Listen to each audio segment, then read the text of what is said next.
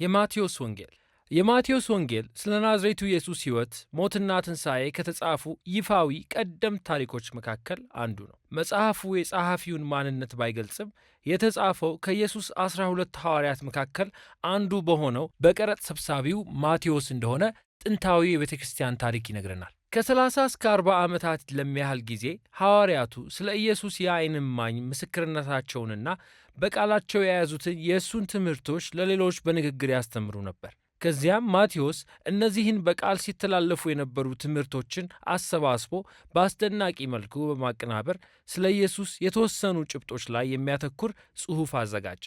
በዚህ ቪዲዮ የመጽሐፉን የመጀመሪያ ግማሽ እንመለከታለን። ማቴዎስ በተለይም ሊያሳይ የፈለገው ነገር ኢየሱስ እንዴት ስለ እግዚአብሔርና ስለ እስራኤል የተነገረው የአጠቃላዩ የመጽሐፍ ቅዱስ ታሪክ ቀጣይና ፍጻሜ እንደሆነ ነው። ማለትም ኢየሱስ የዳዊት ዘር የሆነ መሲህ ነው። እንዲሁም ደግሞ እንደ ሙሴ ያለ ሥልጣን ያለው አዲስ አስተማሪ ነው። ግን ደግሞ ከዚህም ያለፈ ነው። ኢየሱስ እግዚአብሔር ከእኛ ጋር ወይም በዕብራይስጥ አማኑኤል ነው። ማቴዎስ ጽሑፉን ሲያዘጋጅ ከመግቢያና ከመደምደሚያ ጋር ነው። መግቢያውና መደምደሚያውም እንደ ማዕቀፍ ሆነው በመካከላቸው ኢየሱስ ባስተማራቸው ወጥ ትምህርቶች የሚጠናቀቁ 5 ክፍሎችን ይዘዋል። ጽሑፉን ያቀረበበት መንገድ አስደናቂና ሆን ተብሎ የተደረገ ነው። እንዴት እንደሚሠራ ተመልከቱ።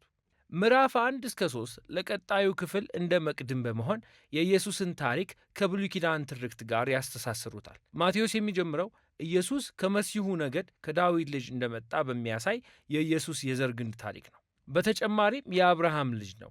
ያም ማለት ኢየሱስ የእግዚአብሔርን በረከት ወደ ሁሉም ሕዝቦች ሊያመጣ ነው። ከዚህ በኋላ የምናገኘው ታዋቂ የሆነውን የኢየሱስን የውልደት ታሪክ እንዲሁም ደግሞ ሁሉም ክስተቶች የብሉይ ኪዳን ትንቢታዊ ተስፋዎች ፍጻሜ መሆናቸውን ነው። ይህም ሕዝቦች መጥተው መሲሁን እንደሚያከብሩ፣ መሲሁ በቤተልሔም እንደሚወለድ፣ ከዚህም በላይ የኢየሱስ በመንፈስ ቅዱስ መጸነስና ስሙ አማኑኤል መሆኑ፣ እነዚህ ሁሉ በአንድ ላይ የሚያሳዩት ኢየሱስ ሰው ብቻ እንዳልነበረ ነው።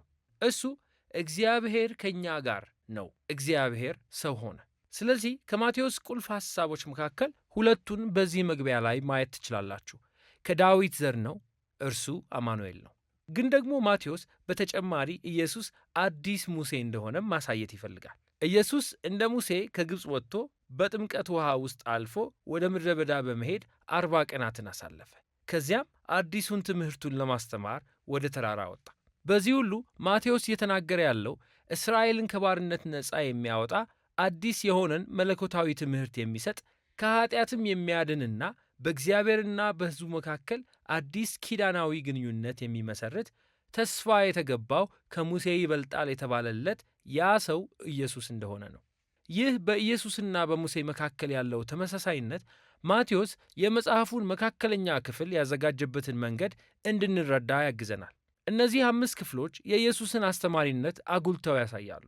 ማቴዎስም የተለያዩ ትይዩነቶችን ፈጥሯል።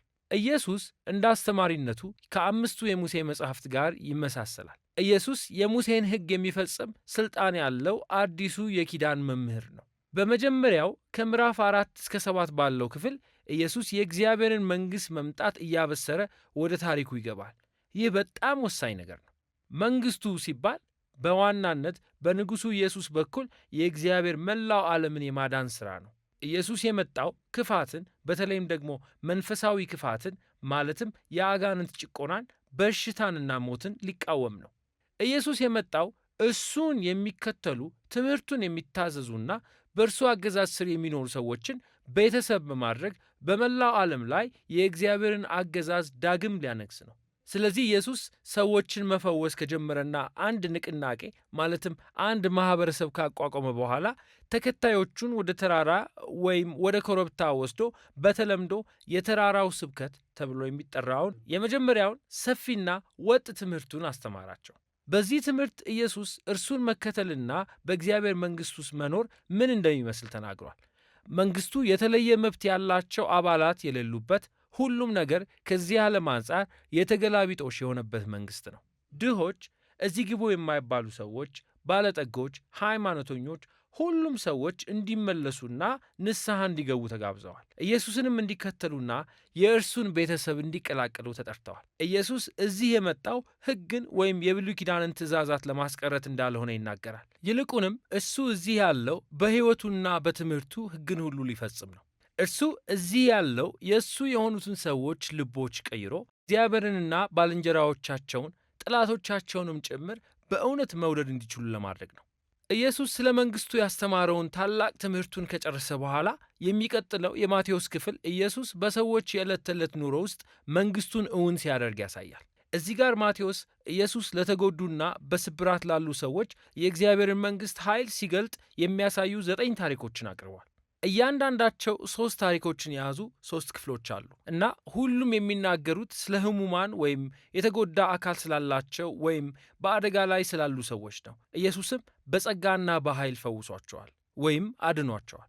በእነዚህ በሶስት በተቀናጁ ታሪኮች መካከል ኢየሱስ ሰዎች እንዲከተሉት ጥሪ የሚያቀርብባቸውን 2 ትይዩ ታሪኮች እናገኛለን። ማቴዎስ ወሳኝ ነጥብ እያስቀመጠ ነው። አንድ ሰው የኢየሱስን የጸጋ ኃይል ሊለማመድ የሚችለው ኢየሱስን በመከተልና የእርሱ ደቀ መዝሙር በመሆን ብቻ ነው።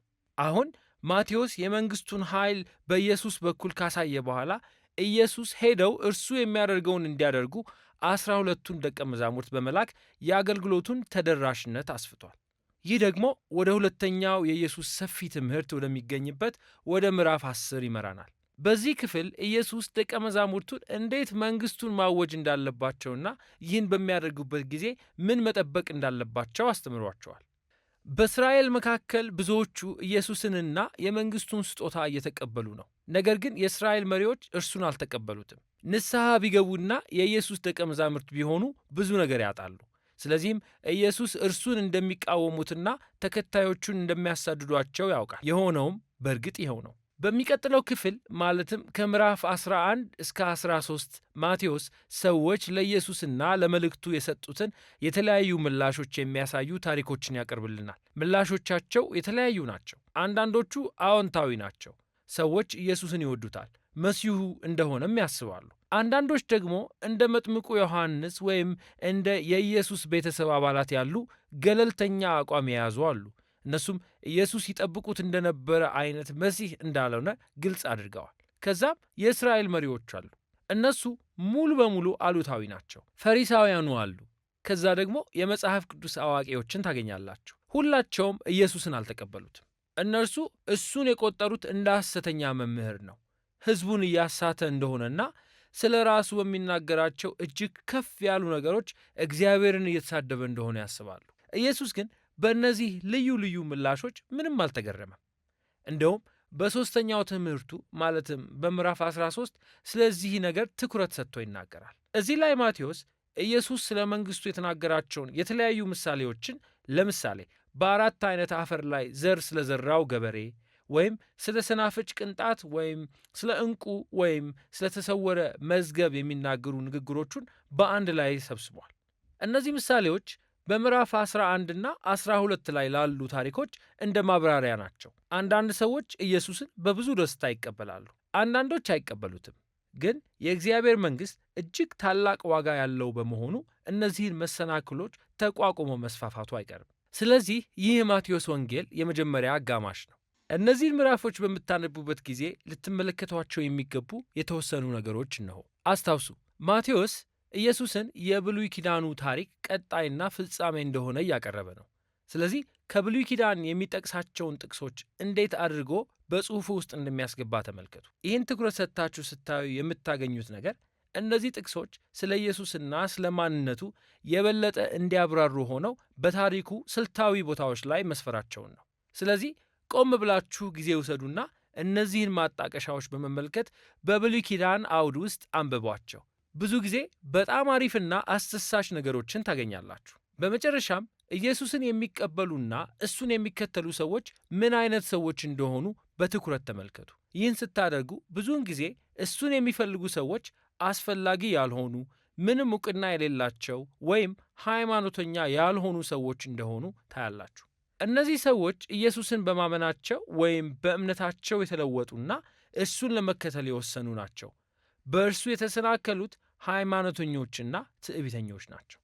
ስለዚህ ይህ በኢየሱስና በእስራኤል መሪዎች መካከል ያለው ውጥረት መጨረሻው ምን ይሆን?